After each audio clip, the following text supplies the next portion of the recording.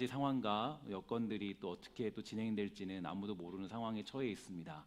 아마도 좀 더 심각하게 또 이 코로나의 사태가 조금 더 강력해지지 않을까, 또 이런 우리가 우려를 가지고 있고, 또 그렇게 되면은 또 우리가 또 예배 드리는 것도 쉽지 않고 만만치 않은 그런 시간들을 또 보내야 됩니다. 여러분, 축복하고 부탁드리는 것은 이러한 시기 때 여러분들 믿음을 잘 지키시고 또 하나님을 더욱더 깊이 섬기는 그런 열정과 마음들이 우리 안에 가득히 넘쳐나게 되기를 주의 이름으로 간절히 소망합니다.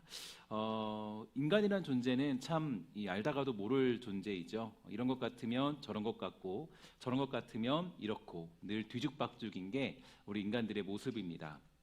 사실 그 뒤죽박죽한 경험을 아마도 인생을 살면서 많은 사람들이 가장 깊이 경험하는 곳은 이 가정이 되지 않을까, 이렇게 생각을 해볼 수가 있겠죠. 남편을 사랑해서, 아내를 사랑해서 내가 다 안다고 생각해서 결혼했지만 사실은 평생을 연구해도 모르는 게 남편이고 아내인 것 같습니다. 그래서 이 가정을 이룬다라는 것은 이 평생의 숙제고 평생의 싸움이 될 수밖에 없죠. 분명히 뭐 제 아내 같은 경우 예를 들면, 아내가 나쁜 사람은 아닙니다. 좋은 사람인데 예를 들 사람이 우리 아내밖에 없기 때문에 제 아내가 아침에는 기분이 좋았는데 저녁에는 기분이 안 좋아요. 왜 그런지 모르겠습니다. 이유는 잘 알 수가 없죠. 분명히 저는 좋은 말을 한다고 했는데 그 좋은 말이 상처가 되어서 굉장히 괴로워하고, 도대체 왜 그런지 저는 알 수는 없습니다. 어쨌든 약 15년 정도를 제가 아내와 이렇게 살게 되었지만, 가까이 있었지만 가장 또 이해할 수 없는 사람도 제 아내이기도 합니다. 제가 종종 그 남자와 여자에 대한 이야기를 하면서 이런 예화를 많이 들게 되는데요. 이 믿음 좋은 한 남자가 이 캘리포니아 해안을 기도하며 걷게 되었습니다. 갑자기 남자가 큰 소리로 얘기하는 거예요. 하나님, 저에게 소원 하나만 들어주세요 라고 이렇게 외쳤습니다. 그러자 갑자기 이 남자의 그 머리 위에 머리 위 하늘에 이 구름 위에서 하나님의 음성이 울려 퍼지죠. 너의 변함없는 믿음을 보고 내가 한 가지 소원을 들어주겠다. 그 남자가 말하기를 이렇게 얘기합니다. 하와이까지 다리를 하나 만들어서 내가 언제든지 차로 갈 수 있게 해주세요. 이렇게 아주 간절히 이렇게 소망을 이렇게 말씀드렸죠. 그래서 하나님께서는 이렇게 얘기합니다. 너의 기도는 들어가는 게 너무 많아. 그게 보통 일이 아니야. 다리의 교각이 태평양 바다 밑까지 닿아야 하고 이 콘크리트와 철근이 얼마나 들어야 되는지 알겠니? 야, 내가 할 수는 있다만 정말 이 땅 살아가는데 꼭 필요하다고 판단하기는 힘들구나. 야, 조금 더 생각해보고 내 영광을 나타낼 수 있는 다른 한 가지 소원을 말해봐라. 하나님이 말씀하십니다. 그 남자는 한참 동안 생각하자 이렇게 말합니다. 하나님, 저는요, 그러면 여자들을 잘 이해했으면 좋겠어요. 여자들이 내게 토라져서 말 안 하고 있을 때 마음속에 어떻게 느끼고 뭘 생각하는지, 왜 우는지, 저 여자들이 뭐 아니 신경 쓰지 마라고 할 때 그 말의 참뜻이 뭔지, 그리고 어떻게 하면 여자들을 정말로 행복하게 할 수 있을지를 제가 좀 알았으면 좋겠습니다. 그래서 하나님이 이 숨도 안 쉬고 곧바로 대답하셨죠. 야, 하와이 가는 다리 4차선으로 해주랴 8차선으로 해주랴 라고 얘기했다는 거예요. 그러니까 이제 뭐 여자의 마음은 도저히 하나님도 어떻게 할 수 없다라는 거죠. 그만큼 여자의 마음을 아는 것이 힘들다라는 그런 이야기입니다. 어디 여자뿐이겠습니까? 뭐 남자도 마찬가지예요. 남자도 사실은 서로 이해할 수 없는 사람들이고, 남자와 여자가 한 부부로 살아간다는 건 평생 이해할 수 없는 숙제와 함께 살아간다는 것, 그게 바로 부부의 모습입니다. 그러니까 우리가 모든 사람이 사실은 다 그래요. 모든 사람들이 어떤 마음인지, 어떤 생각을 품고 있는지, 왜 그러는지 이해하고 연구해봐도 이 사람은 잘 알 수가 없습니다. 사실 오늘 본문에 등장하는 여호사밧이라는 왕도 똑같죠. 그는 역대하 17장부터 등장하게 되는데, 그는 보기 힘든, 그 왕들 중에 보기 힘든 아주 선군이라고 불리는 그런 사람이고, 믿음도 좋은 사람이 여호사밧입니다. 그는 여러모로 신앙을 개혁했을 뿐 아니라 이 나라가 위기에 빠졌을 때 하나님께 기도했고요, 찬양함으로 그 위기를 극복하기도 하죠. 그리고 백성들에게 주의 말씀을 가르치는데 힘을 쓰는 정책을 펴서 이 백성들에게 여호와를 섬기는 신앙을 아주 강하게 고취시키는 대단한 왕이 바로 여호사밧이라는 왕입니다. 근데 역대하 18장 1절에 보니까 이렇게 되어 있어요. 여호사밧이 부귀와 영광을 크게 떨쳤고 아합 가문과 혼인함으로 인척 관계를 맺었더라. 이렇게 얘기합니다. 그러니까 아합이 여러분 누군지는 너무 잘 알죠. 그러니까 아합은 우리가 알고 있는 그 왕 중에서 최악의 왕입니다. 그러니까 엘리야 시대의 왕이었죠. 엘리야 시대 왕이었는데, 근데 엘리야를 괴롭혔고 이 선지자들을 가만두지 않았고 이 북이스라엘을 악의 소굴로 만들었던 장본인이 바로 아합이라는 왕이었습니다. 그러니까 이스라엘을 완벽하게 거의 완전하게 이 타락의 길로 이끈 사람이 바로 아합이라고 할 수 있는데, 그런데 이 아합과 화친을 맺어서 결혼까지 함으로써 인적 관계가 되어서 아주 이 하나님이 보시기에 아름답지 못한 길을 걷게 되는 사람 또한 바로 이 여호사밧입니다. 분명히 여호사밧은요 위대한 신앙의 사람이에요. 그건 맞습니다. 그의 이름도 왠지 강한 그런 느낌이 나지 않습니까? 하지만 좀 이상해요. 뭐가 이상하냐면 분명히 어제는 믿음의 사람이었는데 오늘은 말도 안 되는 짓을 합니다. 그러니까 이게 왔다 갔다 헷가닥 하는 것 같아요. 사실 이 왕들이 평화를 위해 결혼도 할 수 있겠죠. 그러나 나라를 위해 그렇게 희생할 수도 있습니다. 그런데 여러분 그 아합과 결혼한 그 아합왕 그 여호사밧이 아합왕의 딸과 결혼한 이 여호사밧이 어떤 일을 벌이게 되냐면은 역대하 21장 2절부터 6절에 보면 이렇게 되어 있습니다. 여호사밧은 아들 여호람의 아우들 아사랴와 여이엘과 스가랴와 아사랴와 미가엘과 스바다는 다 유다왕 여호사밧의 아들들이다. 그의 아버지가 그들에게는 은금과 보물과 유다 견고한 성읍들을 선물로 후히 주었고 여호람은 장자이므로 왕위를 주었더니 여호람이 그의 아버지의 왕국을 다스리게 되어 세력을 얻은 후에 그의 모든 아우들과 이스라엘 방백들 중 몇 사람을 칼로 죽였더라. 여호람이 왕위에 오를 때 나이가 32세라 예루살렘에서 8년 동안 다스리니라. 그가 이스라엘 왕들의 길로 행하여 아합의 집과 같이 하였으니 이는 아합의 딸이 그의 아내가 되었습니다. 그가 여호와 보시기에 악을 행하였으나 이렇게 되어 있어요. 그러니까 어떤 얘기냐면 아합왕과 화친을 맺고 그의 딸을 아내로 삼은 그런 여러 가지 문제들이 벌어지게 되면서 아주 무서운 결과가 나타나게 된 겁니다. 그래서 이 여호사밧이 왜 이런 일을 저질렀는지, 왜 이렇게 했는지 도저히 알 수 없는 사람이 여호사밧이고, 또 그런 문제들이 바로 다음 세대까지 그대로 이어지고 있다라는 것, 이거는 굉장히 우리에게는 이 무서운 이야기라고 할 수가 있다라는 거죠. 이런 사실들을 보면서 기도하면서 주님께 좀 물어봤습니다. 주님, 여호사밧을 통하여서 우리가 깨닫고 배워야 될 것은 어떤 겁니까? 이렇게 묻게 되었는데 도대체 하나님, 여기서 우리가 깨닫게 되는 것 무엇을 말씀하시는 건가요? 그냥 학문적인 것 말고 정말 성령께서 우리에게 깨우쳐 주시는 것이 무엇인가에 대해서 주님께 물어보게 됩니다. 그리고 하나님이 계속적으로 말씀을 보라고 저에게 말씀해 주셨고 또 어떤 것들을 보게 하시고 또 깨닫게 하셨는데요. 오늘 본문의 내용을 묵상해 보면서 몇 가지 깨닫게 되는 것이 있었습니다. 일단 이 아합왕과 여호사밧이 화친을 맺어서 이 길랏 라못을 치기로 하였는데 여기서는 또 여호사밧이 정신을 차려요. 6절에 보면 이렇게 얘기하죠. 여호사밧이 이르되 이외에 우리가 물을 만한 여호와의 선지자가 여기 있지 아니하니까 하니, 이렇게 묻고 있어요. 즉 어떤 얘기냐면 이 길랏 라못을 치기 전에 선지자들에게 이 전쟁에 대하여 물어보고 그것을 공격하자고 아합왕과 합의를 보자고 제안하였고, 그에 대하여서 이제 아합왕은 여러 명의 선지자들이 있으니까 그러니까 그들에게 물어보자, 이런 대답을 하죠. 그래서 정말 이런저런 선지자들을 다 불러 모아서 길랏 라못을 치는 일에 대해서 물어보게 됩니다. 그 모든 예언자들은 모두 한결같이 얘기해요. 뭐라 그러냐? 왕이요, 가서 싸우면 이길 겁니다. 이렇게 얘기를 하죠. 그러자 여호사밧은 그래도 얘기해요. 이런 사람들 외에 다른 선지자는 없습니까? 라고 물었고 그의 아합왕이 말합니다. 아합왕 7절이에요. 아합왕이 여호사밧에게 말했습니다.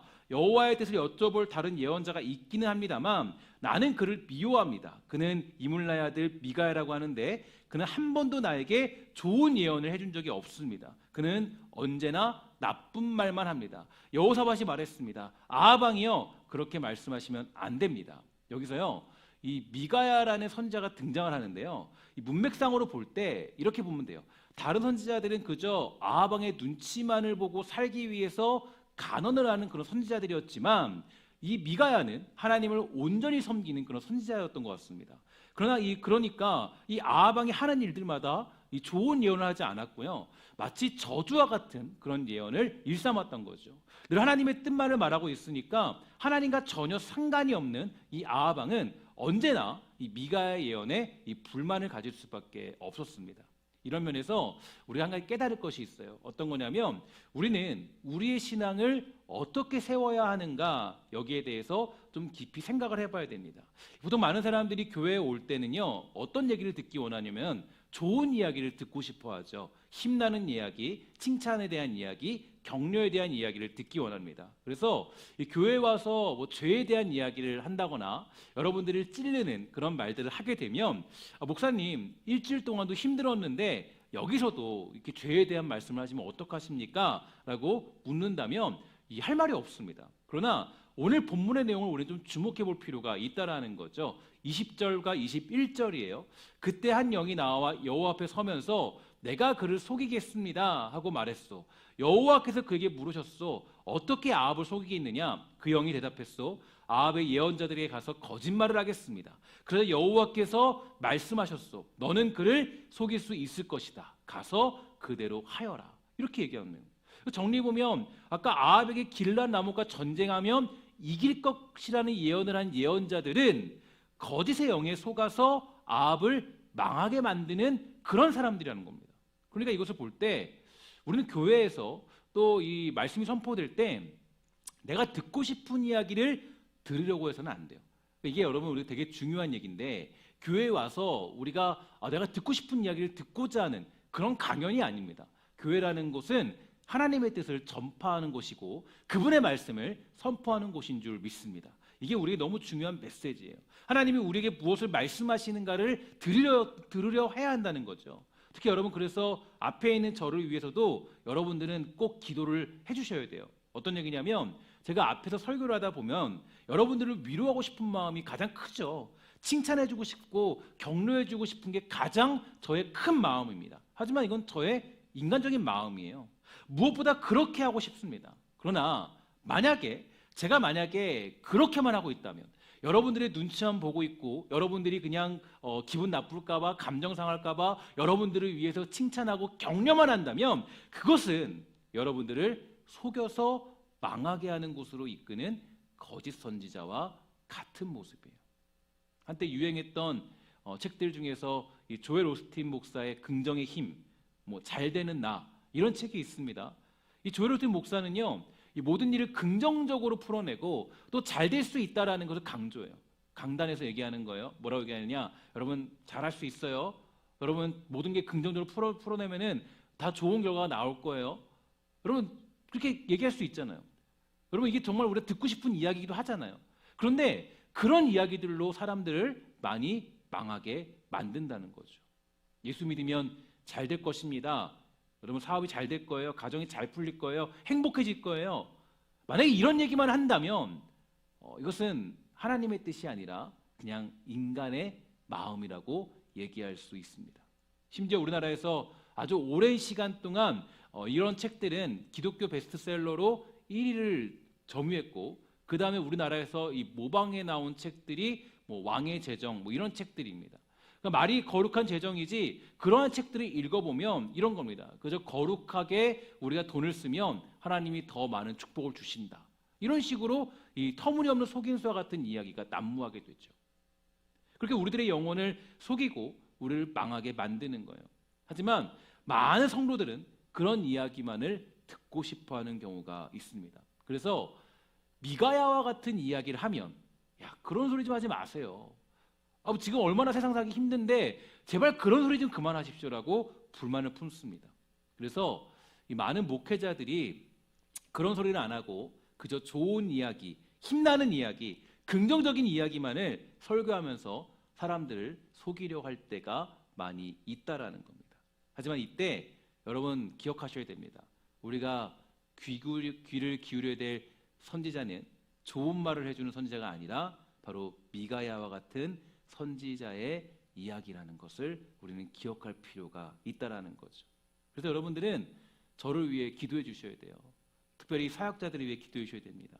어떻게 기도해야 됩니까? 하나님, 우리 목사님이, 우리 사역자들이 자기가 하고 싶은, 자기 마음대로 하는 이야기가 아니라 하나님의 뜻을 전달하게 해주세요. 그리고 그 말씀이 선포될 때 우리는 아멘으로 화답할 수 있는 믿음을 허락해 주세요. 이게 우리가 가져야 될 믿음의 고백이 됩니다. 그래서 미가야 선지자와 같은 말씀을 전하는 그런 용기가 목회자들에게, 사역자들에게 필요하다는 것을 다시 한번 본문을 통해서 확인하게 되었습니다. 또한 여러분들 역시 그런 얘기를 들을 때, 아방은 그런 얘기를 들었을 때 어떻게 합니까? 그의 뺨을 치면서요, 그리고 감옥에 가둬버렸어요. 사실 이게 참 우리에게는 너무 안타까운 얘기인데, 하나님의 말씀을 전달하면 오히려 야, 정말 저 사람이 진짜 선지자구나 라고 얘기를 해야 될 텐데, 뺨을 치면서 그를 감옥에 가두었다라는 미가야 선지자의 모습, 아방의 모습, 참 안타까운 모습이 우리에게는 나타나고 있습니다. 그래서 여러분들이 또 기도해야 될 것은, 하나님, 우리가 그런 이야기를 들었을 때, 그런 미가야 선지자의 이야기를 들었을 때 뺨을 치고 감옥에 가두는 것이 아니라 어떻게 해야 되죠? 우리가 그것을 아멘으로 화답하며 또 들을 줄 아는 믿음도 성도들에게 필요하다는 것입니다. 만약에 아방이 미가야 선지자의 이야기를 듣고 엎드려 회개했다면, 자기의 귀를 간지럽혀주는 예언자들의 말을 듣지 않았더라면 그는 죽지 않았을지도 모르겠죠. 하지만 아방은 자기의 죄를 낱낱이 밝히고 문제를 제기하는 이 미가야의 뺨을 쳤고, 결국 아방은 미가야의 예언대로 죽게 되는 결과를 얻게 됩니다. 사랑하는 여러분, 오늘 우리 사랑하는 신성교회가 하나님의 말씀만이 선포되기를 기도해 주기를 주의 이름으로 간절히 부탁을 드리겠습니다. 우리의 귀를 간지럽혀주는 그런 이야기 말고요, 하나님의 뜻, 진리의 말씀이 선포되는 교회, 그게 살아있는 교회예요. 여러분, 교회가 살아있다라는 것은 하나님의 말씀이 생명력이 있고 운동력이 있어서 우리의 뼈를, 우리의 골수를 쪼개는 그런 은혜가 있어야 돼요.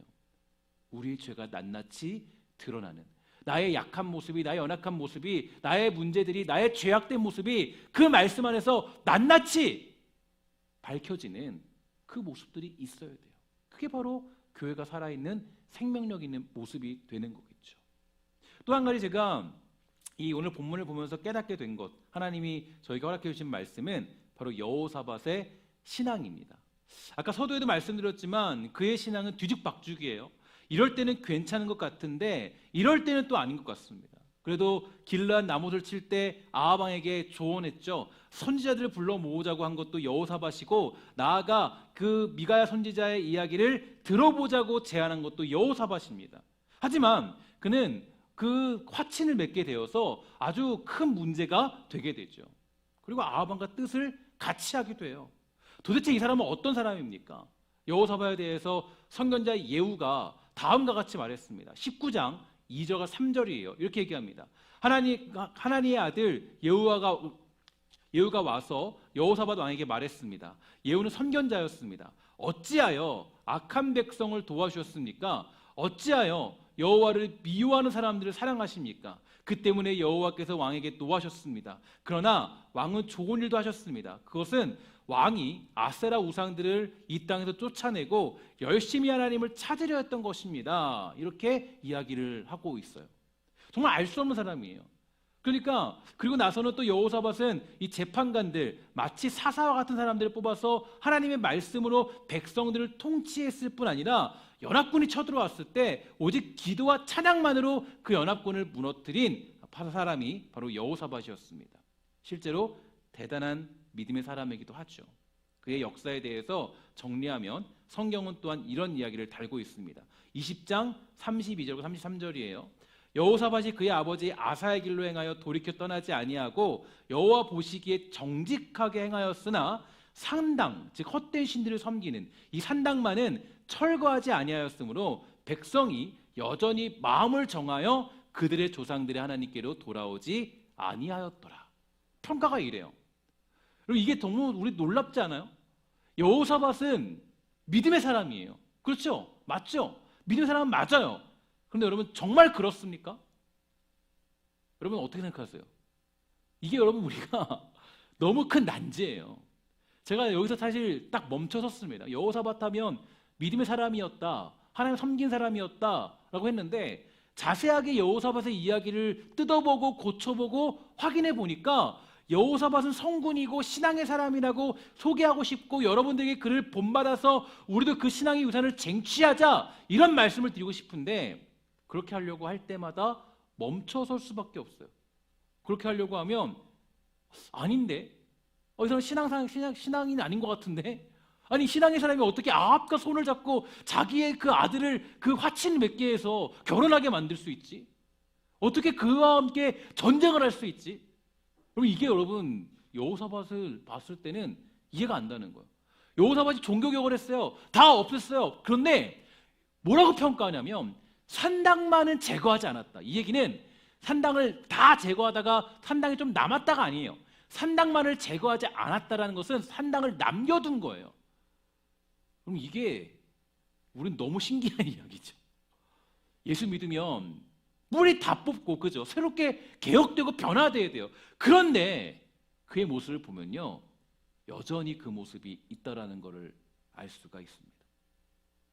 여호사밧을 보면서 떠오른 인물이 매치되는 인물이 한 명 있었는데 바로 누구냐면 베드로입니다.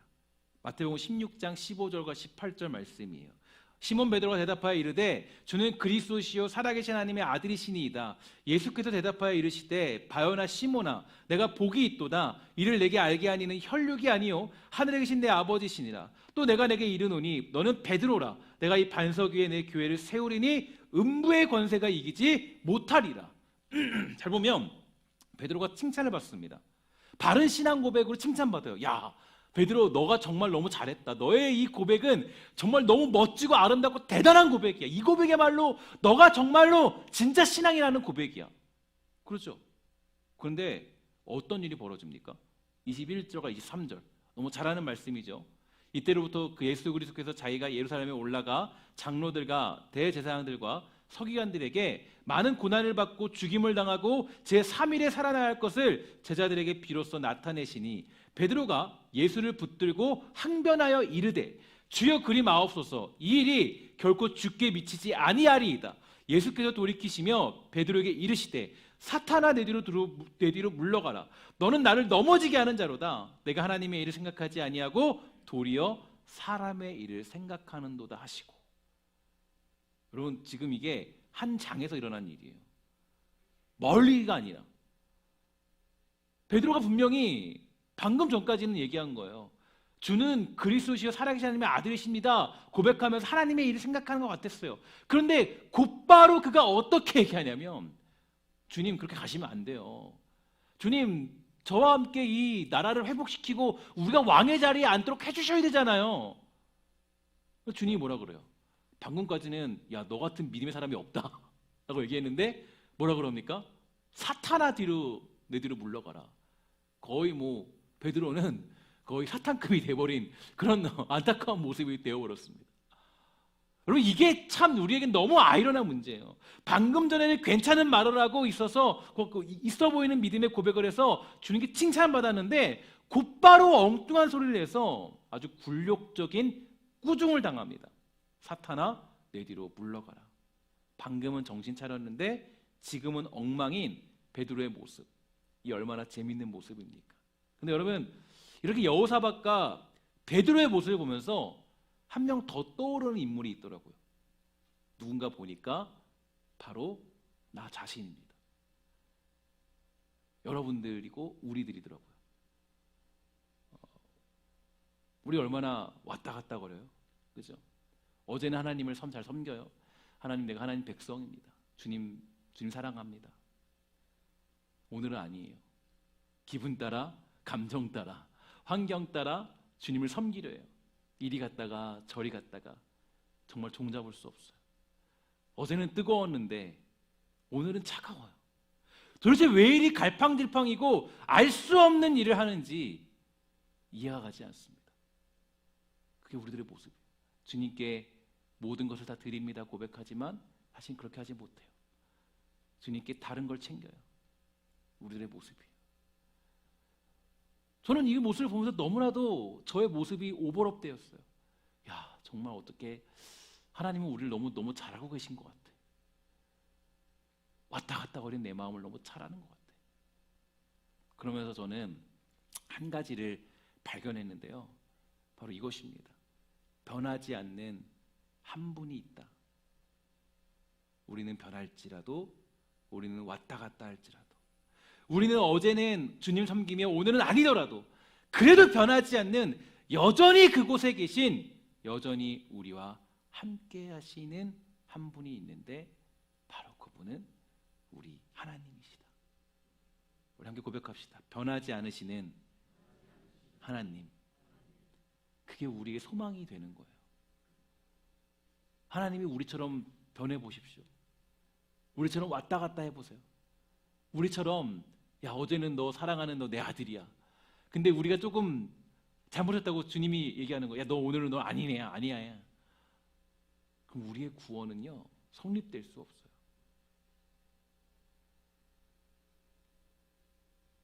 그래서 제가 깨달은 게 어떤 거냐면 역대하에서 여호사밧을 소개하고 있는 이유가 뭔가 곰곰이 고민해봤어요. 어떤 고민이냐? 그 이유가 뭐냐면 왜 그런가 보니까요. 그가 얼마나 하나님을 잘 섬기고 대단한 신앙을 소유했고 믿음의 영웅으로 살았는가를 말하고 싶은 것이 아니라 바로 성경이 말하고 하는 것은 하나님이 누구시고 하나님이 어떤 분이신가를 우리에게 소개하고 있는 겁니다. 여호사밧이 갈팡질팡 할 때도 베드로가 이리 갔다 저리 갔다 왔다 갔다 할 때도 우리 하나님은 자기 일을 하시고 자기 일을 이루시고 그 일을 행하는 분인 줄 믿습니다. 하나님께서 모세를 부르셨을 때 뭐라고 말씀하셨습니까? 자기 정체성에 대해서 이렇게 말씀하셨어요. 우리 한번 다 같이 읽도록 하겠습니다. 출애굽기 3장 14절입니다. 함께 읽습니다. 시작. 하나님이 모세에게 이르시되 나는 스스로 있는 자이니라. 또 이르시되 너는 이스라엘 자손에게 이같이 이르기를 스스로 있는 자가 나를 너희에게 보내셨다 하라. 아멘. 우리가 하나님을 믿는다라는 것, 오늘 여호사밧을 통해서 우리에게 말씀하시는 것은 하나님은 스스로 일하는 분이시고 누구의 도움으로 존재하는 분이 아니시다라는 거예요. 그래서 여호사밧이 연합군과의 전쟁을 치를 때에도 그들은 전장에서 싸우지도 않고 승리를 쟁취합니다. 하나님이 스스로 그들을 무찔러 버리세요. 우리는 바로 이러한 하나님을 의지하며 살아가는 거예요. 스스로 계신 하나님. 여러분 우리 교회에 소망이 있는 이유는 무엇일까요? 앞에 있는 저 때문일까요? 아니면 장로님들 때문일까요? 아니면 성도들 때문일까요? 아니에요. 저나 장로님들이나 권사님들이나 믿음이 있다고 하는 분들이나 모두가 다 어떤 분이 살아면은 전부 다 여호사밧과 같은 위기에 처해 있어요. 매일매일 베드로와 같이 매일같이 갈팡질팡 매일같이 하나님 앞에 뒤죽박죽 어제는 믿음이 좋았는데 오늘은 믿음이 죽어있는 게 우리들의 모습들이에요. 우리는 베드로와 같아요. 처음에는 주님께 주는 그리스도시요 살아계신 하나님의 아들입니다 고백하지만 그러나 내일은 또 갑자기 주님 그러시면 안 돼요. 주님 이렇게 하면 안 되잖아요. 그게 우리들의 모습이에요. 지금은 순수하게 주님께 주님 사랑합니다 고백하지만 조금 지나면 다시 또 내 생각나는 게 우리들의 모습들이에요. 자 그러면 교회에 소망이 있는 이유가 어디 있어요? 교회가 왜 소망이 있을까요? 교회에 소망을 품을 수 있는 이유는 바로 무엇이냐면 우리 함께 고백해 보겠습니다. 스스로 계신 하나님, 그 하나님 때문이에요. 하나님의 일하심이 있기 때문이에요. 그분께서 택하신 우리를 통하여서 일하시겠다고 작정하셨고 그분께서 바로 여러분들을 통하여서 하나님의 나라를 세우겠다라고 약속하셨기 때문인 줄 믿습니다. 그게 우리의 소망이에요. 종종 우리는 교회 생활하면서 옆에 있는 성도들에게 시험 들 때가 많이 있어요. 그죠? 여러분 혹시 이 중에서 안 그런 분들은 아마 없을 거라고 생각합니다. 대부분의 많은 사람들이 교회에 때로는 그런 시험 드는 이유, 문제 삼는 것은 옆에 있는 사람들 때문이에요. 이게 교회 아이러니하고 난제 같은 문제예요. 너무나도 우리가 어떻게 할 수 없는 문제예요.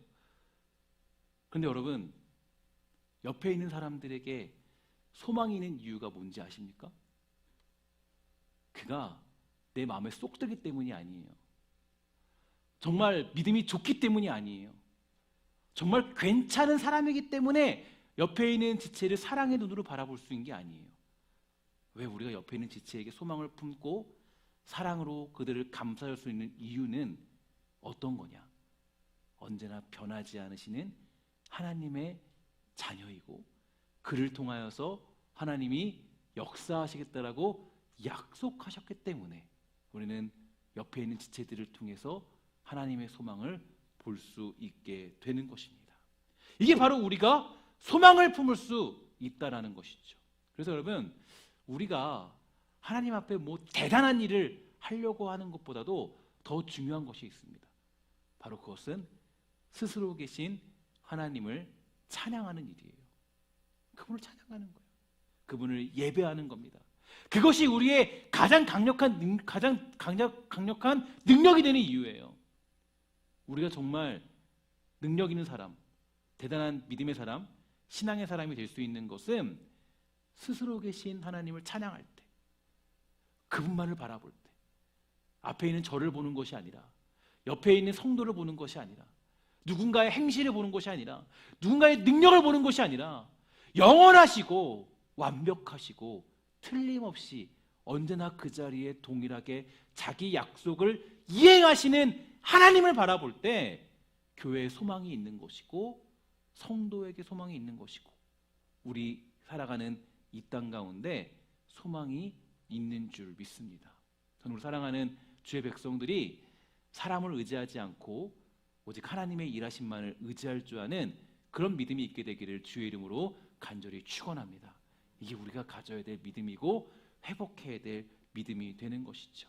그래서 우리 사랑하는 우리 교회가 강력한 교회가 되기 위해서는, 흔들리지 않는 교회가 되기 위해서는 딱 한 가지입니다. 어떤 거냐면 하나님을 뜨겁게 예배하는 거예요. 이게 우리가 승리하는 방법이에요. 우리가 조금 나아졌다, 우리가 조금 괜찮아졌다, 이것은 도토리 키재기입니다. 우리가 할 수 있는 유일한 힘, 교회의 가장 강력한 힘, 성도의 가장 강력한 능력은 어떤 거냐? 스스로 계신 우리 하나님을 찬양하고 예배하는 것. 이것만이 우리가 승리하는 유일한 비결이 될 줄 믿습니다. 여러분, 이 코로나 시대에 여러분이 부탁하고 축복하는 것은 우리 스스로 계신 그 하나님을 예배하는 일을 멈추지 말기를 주의 이름으로 간절히 축원합니다. 정말 그래서 우리가 그 승리의 기쁨을 여러분의 삶 가운데 누릴 수 있게 되기를 주의 이름으로 간절히 부탁을 드리겠습니다.